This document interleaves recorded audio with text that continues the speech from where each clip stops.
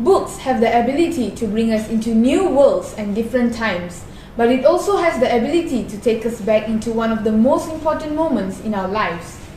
A room without a book is like a body without a soul. This was once said by Cicero, a Roman scholar and philosopher. Ladies and gentlemen, a very good day.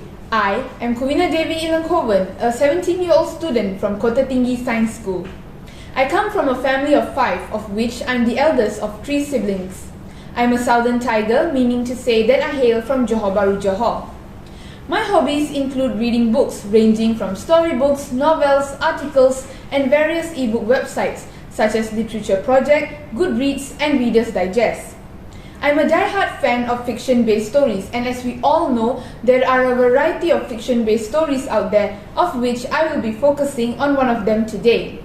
However, other genres intrigue me as well, and these include horror, science fiction, biography, autobiography, and the like. However, romance is just not my cup of tea. Among all famous writers such as Roald Dahl, J.K. Rowling, and Stephen King, my all-time favorite writer is definitely Charles Dickens. Now, why Charles Dickens? Charles Dickens has the ability to bring his characters to life whenever storytelling them, and his stories deliberately leave the readers wanting for more.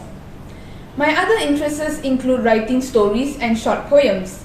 I also play sport as I'm a school athlete myself, competing in the 3000 meter race, marathons, and walkathons. I'm involved in various other co-curricular activities as well, as I strongly believe that as a successful student, my success doesn't just depend on my academics, but also on how I balance between co-curricular and sports as well. For instance, in 2019, I joined a poster making competition with the World Peace Organization in collaboration with South Korea. In 2020, I bagged a gold medal in the 3000 meter walking race, both at district and state level. And recently, my school and I just bagged a gold in the 9th Online Fully Residential Schools International Symposium, FRIS 2021. Books are a uniquely portable magic. This was once said by Stephen King, the author of one of the most best-selling novels, The Shining. Ladies and gentlemen, I present to you Oliver Twist, or also known as The Parish Boy's Progress. Oliver Twist is a contemporary literary fiction, meaning to say that it deals with timely social events or political moments. It was first published in the year 1837 and is the second novel of Charles Dickens. Now, what about Charles Dickens? Charles Dickens was born in Portsmouth, England.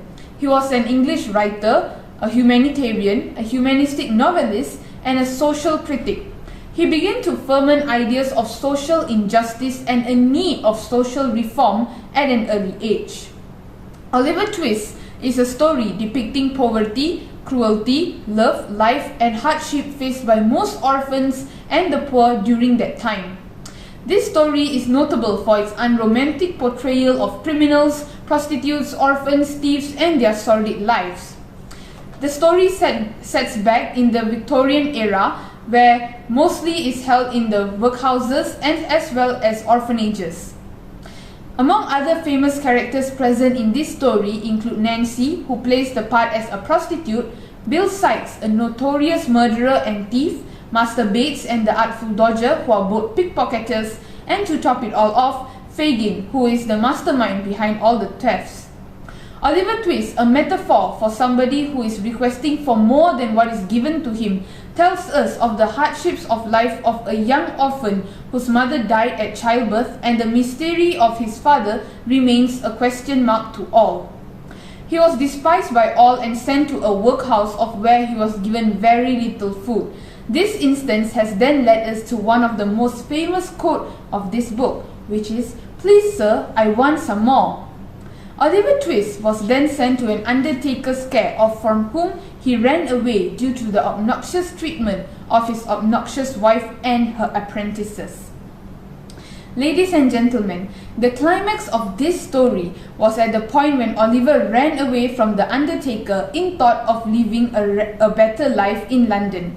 However, little did he know that actually this was the start of him experiencing the dark secrets in one of London's dirtiest and darkest streets.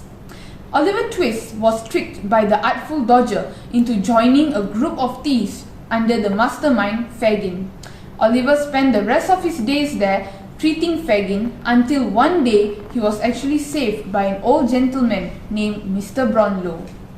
However, every story must have its twist, and despite being saved by Mr. Brownlow, Oliver was once again kidnapped by Nancy under the orders of Fagin in order to make sure that Oliver does not expose them to any of the authorities and to indulge Oliver into crime once again.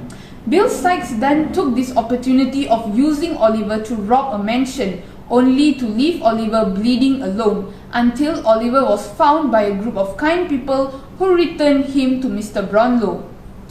Since then, the quest to find all of those notorious criminals began, from Nancy being murdered by Bill Sikes, Oliver finding out the actual identities of his family, and the sad ending of Bill Sikes and Fagin. All of this will be precisely described in this story. In a nutshell, this story portrays the gripping portrayal of London's dark criminal underbelly.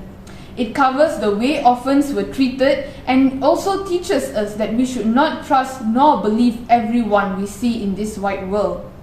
However, one of the most famous criticisms received from this book is that Oliver never seemed to learn from any of his lessons, although he had the courage to stand up when he was requesting for more food.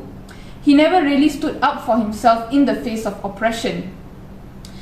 In my point of view, one of the moral values I've begotten from this story is trust. Dickens had portrayed a very grim life during Victorian Britain era, and little do we know that this fate still lurks in our current society. Therefore, we should all play a most important part in trying to make this society a bigger and brighter place for a better future. Therefore, I would rate this story as a 5 out of 5 stars and recommend many people to continue reading this story, not only to get a glimpse of the past, but also to understand its effect upon our current society. Moving on to the questionnaire for this video, I have chosen question 2, which is the effects of horror movies towards our mental health. One of the effects of horror movies towards our mental health is that it causes anxiety. This is especially for people who are already anxious and stressed. They tend to react more negatively after watching a horror movie. Next, horror movies also have a psychological effect towards us. This means that our mind creates illusions of suspense and danger after watching a horror movie. For instance, have you ever felt that you're not alone whenever you're watching a horror film alone? Well, that's why. However, despite the many cons of horror movies towards our mental health, we must also be aware of the benefits of watching horror movies towards our mental health. One of the most significant benefits is that it improves our mental health. How? Well, after watching a horror movie, we are able to describe and let out our feelings to another regarding what we have already watched. And this does not only improve our mental health as we are able to let out feelings, but it also boosts creativity as we are able to describe a particular scene. Last but not least, the benefit of watching horror movies towards our mental health is that it creates a safe outlet for us to explore our fears. Horror movies do not create fears, but they release fears. This was once said by an American film director, Wes Craven. He said that you don't enter a theater and pay money to be afraid, but you enter a theater and pay money to let the fears in you be released. So those are both of the pros and cons of horror movies towards our mental health. That is all from me now. Thank you very much.